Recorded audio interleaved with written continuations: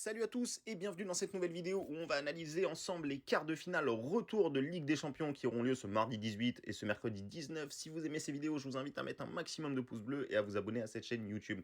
Donc les amis, la semaine dernière, j'ai pas pu faire de vidéo, mais on a été présent sur le canal Telegram. On a fait une excellente semaine, que ce soit sur notre méthode VIP ou sur notre méthode Boost. D'ailleurs, ce week-end, on vous avait partagé en public notre investissement qui était une victoire du Stade Brestois. C'est passé. Il y en aura d'autres, les amis, cette semaine, grosse semaine européenne, notamment avec Ligue des Champions et Europa League, Conference League. Il y aura vraiment de quoi prendre encore une fois du bénéfice. Donc n'hésitez pas pour nous rejoindre, vous avez le lien dans la description ou dans les commentaires.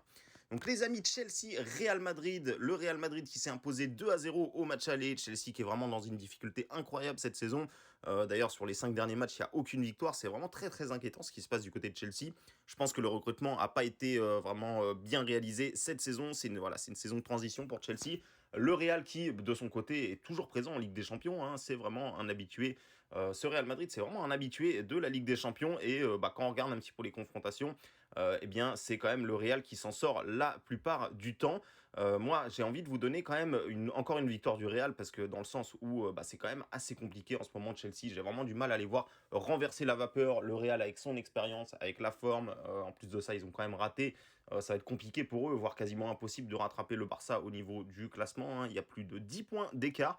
Donc le Real va vraiment tout donner là-dessus. Je m'attends quand même à ce que le Real ne va pas pousser les offensives. C'est à Chelsea d'aller chercher le premier but. Mais moi, personnellement, je pense que le Real, à l'expérience, devrait également remporter ce match retour. Chelsea devrait trop se livrer et se faire piéger en contre par le Real Madrid.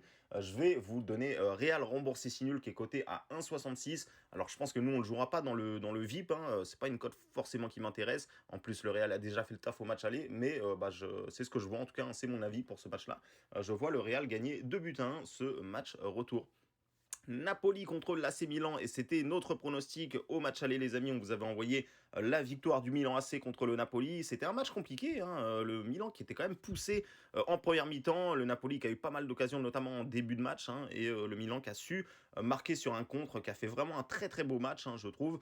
Et voilà, cette équipe du Milan, la saison passée, ils étaient champions d'Italie. Cette année, ça devrait être le Napoli, étant donné l'avance qu'ils ont au classement. Mais pourquoi pas le Milan AC qui ferait un bon parcours européen. Ils sont déjà en train de faire un bon parcours, parce qu'il y a peu de gens qui les voyaient arriver jusqu'en quart de finale, d'autant plus qu'ils étaient dans un groupe pas évident. Donc le Milan qui a quand même fait ses preuves.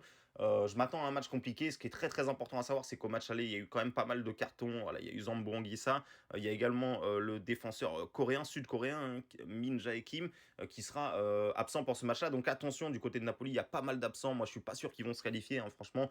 Milan, c'est quand même du costaud. Voilà, ils sont capables de sortir un gros match. Ils les ont battus au match aller, ils les ont battus en championnat. C'est quand même, au niveau des confrontations, c'est quand même un avantage pour le Milan. Maintenant, c'est Naples qui est à domicile, qui sera poussé par son public, qui aura à cœur de faire quelque chose. Et surtout, sachez-le, les amis, si au match aller, je vous avais envoyé la victoire du Milan, c'était surtout parce que le meilleur buteur de Naples, Osimhen, était absent. Et c'est tout simplement un joueur indispensable pour cet effectif-là, tant il marque de buts. Et il sera bien de retour pour ce match retour. Donc, je m'attends à ce que le Napoli soit efficace offensivement. Osimhen, buteur, qui est coté à 2,13. Je pense que ça peut largement le faire. Il y a quand même des absents du côté de Naples, mais offensivement, ça devrait planter. Je vois bien pourquoi pas aller à l'arrache. Je vous donne un petit 2 buts à 1 pour le Napoli. Pourquoi pas des prolongations, avoir un petit match comme ça entre Italiens, ça peut aller jusqu'au bout de la nuit. Mais moi, je vais surtout me prononcer je vais surtout vous conseiller un buteur sur ce match-là, Osimhen buteur. Comme je le dis, il revient de blessure, il a raté le match aller, il aura à cœur de se montrer dans ce match, dans cette Ligue des Champions. Donc voilà, c'est coté à 2,13 pour ceux qui veulent le lancer. On va passer au match du mercredi maintenant, et on aura ce magnifique choc Bayern contre Manchester City. Manchester City qui a écrasé le Bayern au match aller. On vous l'avait d'ailleurs proposé en code boosté. Manchester City, c'était Haaland ou De Bruyne buteur. Donc c'est Haaland qui a réussi à marquer. Et City qui a pris quand même un bel avantage. Maintenant, je suis un peu surpris de voir City encore une fois favori du côté du Bayern. Alors le Bayern, c'est compliqué. Voilà, ils ont changé d'entraîneur. Qui pour moi n'était pas forcément le meilleur moment pour eux de changer d'entraîneur. Nagelsmann qui était quand même mine de rien sur des bons résultats. Et ils ont choisi de le licencier et de faire venir Thomas Tuchel. Donc attention, Tuchel contre Guardiola. On a vu quand même qu'au match aller, Guardiola avait quand même un avantage tactique au niveau de l'effectif. C'était quand même plus costaud du côté de City, ça roule mieux. Il y a plus de cohérence, je trouve. Maintenant, attention, le Bayern à domicile soutenu par son public, ça sera pas facile non plus, on ne sait jamais. Moi, personnellement, je pense que City devrait se qualifier. Maintenant, je serais pas surpris de voir le Bayern gagner le match retour, voilà, gagner juste peut-être par un but d'écart, hein, peut-être 2-1. En tout cas, une chose que je ne vois pas trop là-dessus, un peu comme les bookmakers d'ailleurs, c'est le match nul.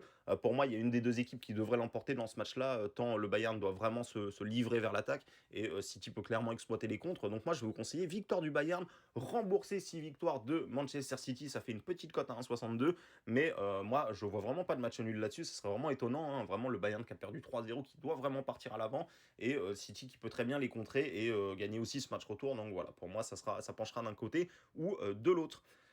Dernier match maintenant de cette Ligue des Champions, de ces quarts de finale de Ligue des Champions, ça sera Inter contre Benfica. Benfica qui était dans le groupe du PSG, qui a fini premier et qui a eu le luxe de tomber contre le club de Bruges, contrairement au PSG qui est tombé contre le Bayern. Donc Benfica qui est passé assez tranquillement contre le club de Bruges, hein, 2-1 et 5-1.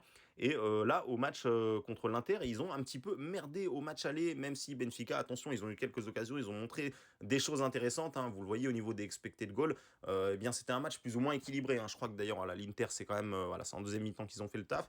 L'Inter qui est complètement à la rue au niveau du championnat, hein. Ça fait un moment qu'ils sont quand même ce week-end encore, ils ont encore perdu contre Monza à domicile. Bon, ils avaient fait un petit peu tourner, mais voilà, l'Inter est plus trop concentré, est plus concentré par la Ligue des Champions que par le championnat ces derniers temps. Moi, je pense que cette fois, ils vont pas merder. Voilà, maintenant, je vous déconseille de les jouer en Serie A, c'est quand même assez compliqué pour eux. Mais là, je pense qu'ils devraient, voilà, ils sont largement en mesure de passer contre Benfica. Ils ont gagné 2-0 le match aller. Attention à Benfica qui devrait marquer, je pense quand même, hein. Au match aller, ils ont eu quand même pas mal de situations. Moi, je vais vous proposer tout simplement le match nul, rembourser 6 victoires de l'Inter. L'Inter est quand même à domicile, l'Inter a fait le plus dur, l'Inter a plus qu'à gérer. Et Benfica, pour moi, bah voilà, c'est une bonne saison pour eux, c'est un très bon effectif, mais ils risquent de manquer d'expérience à ce stade-là de la compétition. Donc le HNB, match nul remboursé, 6 victoires de l'Inter, ça vous fait une cote à 1,87.